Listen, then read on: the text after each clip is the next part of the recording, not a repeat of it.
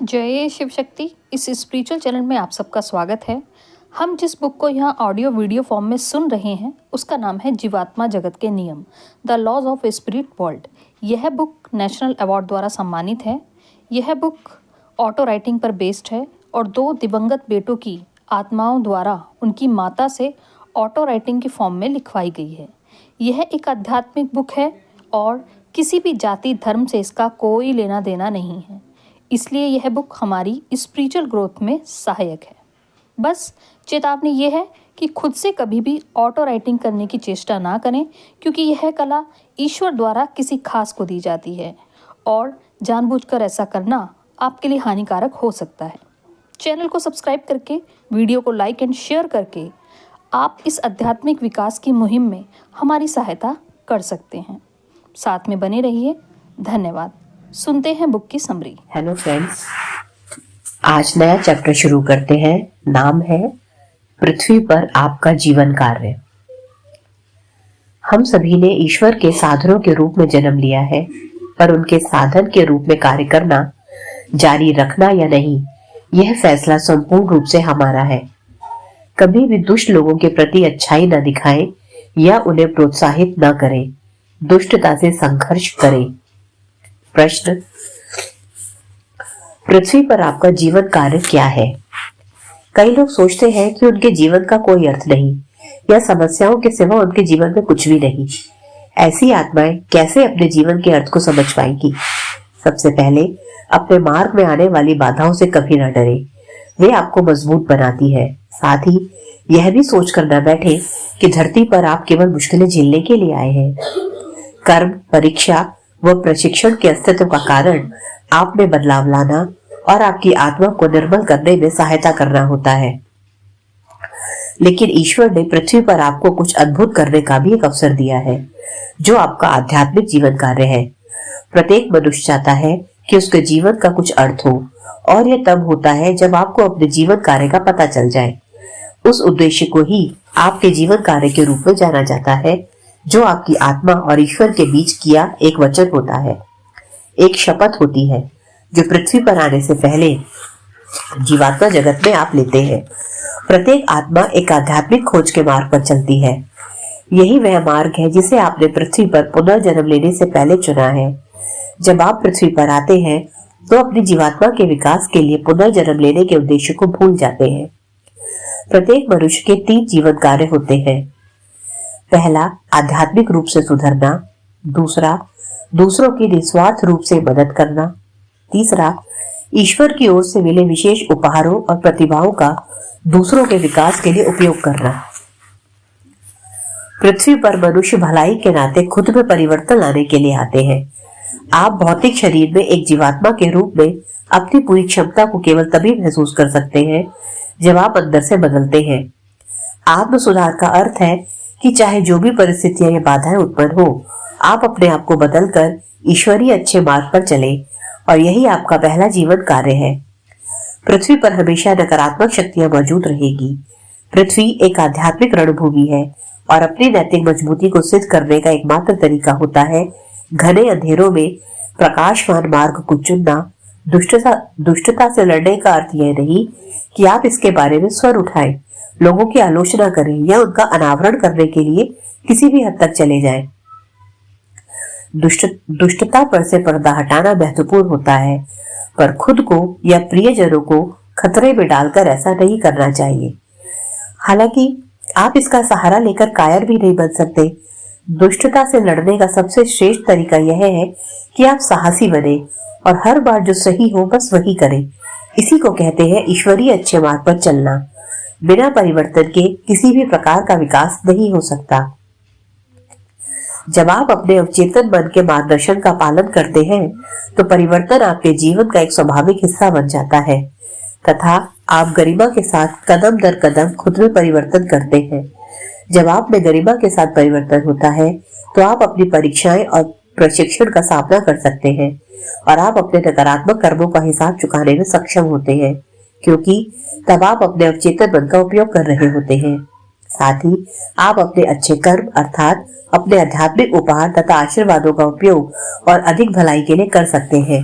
यह आपको केवल तभी प्राप्त होते हैं जब आप सही मार्ग पर चलेंगे। जब आप गरिमा के साथ खुद में बदलाव लाते हैं तो आप ईश्वर की योजनाओं को लागू करने में अपना सर्वोत्तम प्रयास कर रहे होते हैं। जब आप अपने अवचेतन मन के मार्गदर्शन का पालन करने में असफल रहते हैं तो आप अपने आप में होने वाले परिवर्तन को रोकते हैं। आप परिवर्तन को इसलिए रोकते हैं क्योंकि आप भौतिक मन द्वारा दी गई गलत भ्रांतियों के सामने हार मान लेते हैं, जो आपको यह बताता है कि आपके साथ कुछ भी गलत नहीं है और आपको बदलने की कोई आवश्यकता नहीं।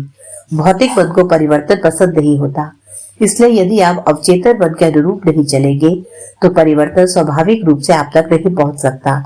तब आप गरिमा के साथ परिवर्तन नहीं कर पाएंगे। पर चूंकि आप बुरी आत्मा नहीं है और आपका अवचेतन मन अभी भी थोड़ा जागृत है, तो आपको एक भौतिक झटका लगेगा। आपके जीवन में कुछ ऐसा घटित होगा, आपकी आंखें खोलने के लिए कोई नुकसान झेलना होगा या आपको झटका लगेगा, जैसे आर्थिक या स्वास्थ्य संबंधित नुकसान। मनुष्यों की सबसे खेदजनक बात यह है कि वह मार्गदर्शन, आनंद और आशीर्वाद को तो आसानी से अनदेखा कर देते हैं, पर वे दर्द को अनदेखा नहीं कर पाते। इसलिए दर्द आपको जगाने के लिए आता है।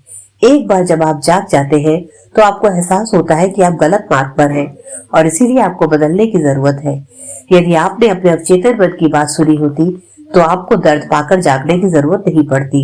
यदि भौतिक झटके के बाद भी आप बदलने से इनकार कर देते हैं तो वे झटके भी लगने बंद हो जाएंगे, क्योंकि आपका अवचेतन मन निष्क्रिय हो चुका होता है। इसलिए यह मानकर मत चलिए कि चूंकि आपके बाहरी जीवन में सब कुछ अच्छा है इसलिए आप सही रास्ते पर चल रहे हैं। दूसरे शब्दों में कहा जाए तो संभव है कि आप और भी अधिक बुरे हो चुके हैं। यह तब होता है जब आप जानबूझकर गलत रास्ते पर चले जाते हैं। जब आप में बुराइयां आती हैं और आप एक सीमा को पार कर जाते हैं तो आपका अवचेतन मन पूरी तरह से बंद हो जाता है और आपको अपनी गलतियों का एहसास अपनी मृत्यु के बाद ही होता है, यानी जब आप जीवात्मा जगत के निम्नतम लोकों में चले जाते हैं। यह एक बड़ी भयानक चीज है कि जो आत्माएं यह सोचती है कि वे पृथ्वी पर एक अच्छी राह पर चल रही है, जीवात्मा जगत में पहुंचने पर अपना स्थान देखकर स्तब्ध रह जाती है। आत्म सुधार या परिवर्तन सही कारणों के लिए ही करना चाहिए।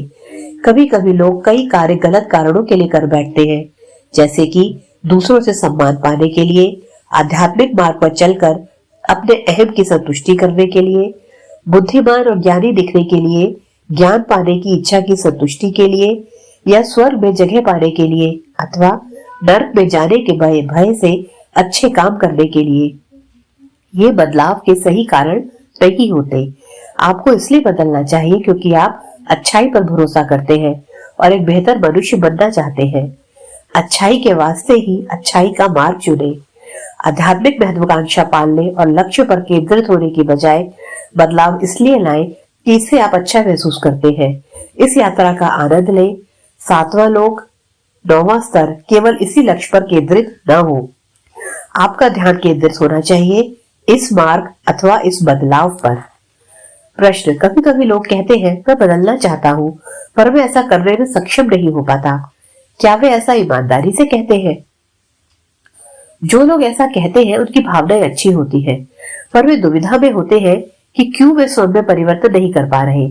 इसका एक सरल कारण है, सच्चा बदलाव अवचेतन मन से आता है और इसमें भौतिक मन को सहयोग करना होता है। लोग जब परिवर्तन लाने में असमर्थ होते हैं तो इसका अर्थ यह होता है कि वे बदलाव के प्रति समर्पित नहीं होते, उनमें सच्ची इच्छा नहीं होती। उन्होंने परिवर्तन करने का फैसला किया पर अधूरे मन से। आपको पूरे मन से सही कारण के साथ बदलने का प्रयास करना होगा। इसलिए यहाँ पहला चरण दिया जा रहा है। अपने आप को बदलने के लिए तथा ईश्वरीय अच्छे मार्ग पर चलने के लिए आपको वह ज्ञान होना चाहिए जो सही गलत में फर्क करने में आपकी सहायता करे। आपको यह पहचानने की आवश्यकता होगी कि आपको क्या बदलने की जरूरत है। इसलिए पहले चरण में आध्यात्मिक ज्ञान प्राप्त करना होता है। यह बात निश्चित कर ले कि आप ज्ञान के उस स्रोत पर विश्वास करते हैं। पृथ्वी पर आजकल बहुत गलत ज्ञान को आध्यात्मिकता के रूप में देखा जाने लगा है, पर ईश्वर ने आपको एक अवचेतन मन दिया है जो आपको सच्चे ज्ञान की ओर ले जाएगा। यदि आप कोई सरल तरीका ढूंढ रहे हैं, यदि आप बदलाव को रोकते हैं, तो आप सच्चे जिज्ञासु नहीं हैं और आपका भौतिक मन आपको गलत ज्ञान की ओर ले जाएगा। अधूरा ज्ञान होना एक खतरनाक चीज होती है। अपने अहम की बजाय अपनी आत्मा के लिए जो सर्वोत्तम हो आप वही करें। प्रश्न, कोई व्यक्ति एक सच्चे गुरु की पहचान कैसे कर सकता है?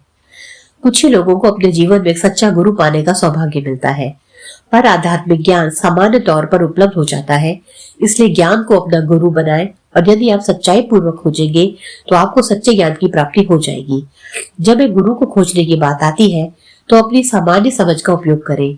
कई लोगों के पास ज्ञान होता है पर वे उस ज्ञान का उपयोग गलत तरीके से करते हैं। एक सच्चा गुरु ज्ञान का उपयोग कभी भौतिक लाभ के लिए नहीं करता। सच्चे गुरु निस्वार्थ होते हैं और अपने ज्ञान का उपयोग केवल अपने और दूसरों के आध्यात्मिक विकास के लिए करते हैं। ऐसे गुरु कभी आपको बिगाड़ेंगे नहीं, वे आपकी जीवात्मा को प्रशिक्षण देंगे। कई लोग अपने आप को समझा लेते हैं कि उनके पास सही गुरु है, क्योंकि उनके गुरु उन्हें जो ज्ञान देते हैं वे उन्हें पसंद आता है। उस ज्ञान को पचाना आसान है, इसके लिए उन्हें बदलने की जरूरत नहीं और उसमें भौतिक विकास शामिल होता है। यदि आप सत्य की खोज में हैं, तो आपको यह समझना चाहिए कि सत्य सामान्य तौर पर आसानी से स्वीकार नहीं होता। यदि आप में अहम है तो सत्य को स्वीकार करना हमेशा मुश्किल होगा, क्योंकि अहम आपको सच्ची समझ प्राप्त करने से रोकता है। एक सच्चा गुरु आपको कभी निर्बल नहीं बनाएगा। सच्चा गुरु आपको अपने अंदर के गुरु को खोजने में मदद करेगा। आप किसी पर निर्भर नहीं रहेंगे, आप आत्मनिर्भर हो जाएंगे। आप ऐसे गुरु से दूर न भागे जो आपको सत्य का दर्शन कराता है, बल्कि ऐसे गुरु से दूर भागे जो आपके अहम को संतुष्ट करता है। उस गुरु से दूर रहे जो आपकी जीवात्मा को निर्बल करता है और आपके आत्मसम्मान एवं आत्ममूल्य को कम करता है। अपने विवेक और सहज बोध का प्रयोग करें, तब आपको सही गुरु अथवा ज्ञान प्राप्त हो जाएगा। कभी कभी मनुष्य सोचता है कि यदि वह जीवात्मिक संपर्क करे तो उसे भौतिक मदद या दूसरों के बारे में जानकारी मिल सकती है। यह संभव नहीं है, क्योंकि जीवात्माएं कभी दूसरों की जानकारी को व्यक्त नहीं करती, न ही वे कभी भौतिक चीजों की चर्चा करती है और न ही वे किसी प्रकार की भविष्यवाणियां करती है। हालांकि अवकाशी आत्माएं ऐसा जरूर करती है। जीवात्माएं केवल आध्यात्मिक मार्गदर्शन से वास्ता रखती है, इसलिए ऐसे शिक्षकों से सावधान रहें जो आपको इसके अलावा और अन्य चीजें प्रदान कर रहे हो। साथ ही जीवात्माओं का अस्तित्व होता है या ईश्वर होते हैं, इसका प्रमाण पाने की कोशिश न करें। यदि आप प्रमाण की तलाश में हैं, तो अपनी परीक्षा में आप असफल हो जाएंगे। यदि आप विश्वास रखते हैं तो आपने अपेक्षा भी न की होगी, उस रूप में आपको यह प्रमाण प्राप्त होगा। अब हम आत्म सुधार के अगले चरण की ओर बढ़ते हैं। ज्ञान ही पर्याप्त नहीं होता। सकारात्मक परिवर्तन की दिशा में ज्ञान केवल पहला चरण होता है। अपने दोषों को स्वीकार करना अगला चरण है। आध्यात्मिक ज्ञान अपने दोषों को स्वीकार करना सिखाता है, जिससे कर्म में परिवर्तन होता है और फिर हमें विवेक की प्राप्ति होती है। यह ज्ञान ईश्वर द्वारा दिया गया होता है।